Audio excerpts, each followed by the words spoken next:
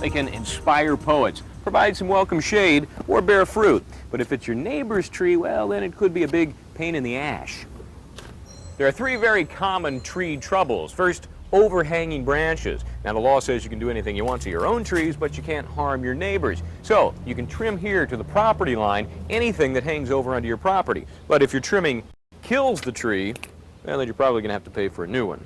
Second problem, roots. Now, when they get about as long as a mini-series, they can cause some damage. And in most states, the tree owner is responsible. You can do a little cutting and trimming yourself, but again, if the tree dies, you pay.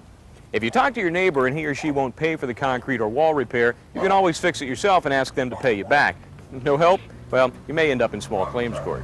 The more interesting cases deal with the third problem, blocked views. Now, normally your city or subdivision has to have a special rule that guarantees your right to light, air, or a view. But you can negotiate the best deal you can with your neighbor. It's called an easement. What's it going to cost? Well, that depends on the view. Madonna was on the losing end of a recent court battle over one of these deals. She had to cut some hedges, cut down a tree, and pay her neighbor's attorney's fees because she had agreed in writing to keep the view clear.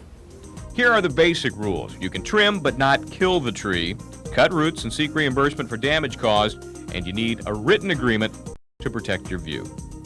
Talking with your neighbor is really the best way to handle this kind of problem, but knowing your rights will make that discussion just a little more convincing and give you the legal edge. Hey, you want to get out of my tree? I'm attorney Michael James Bryant.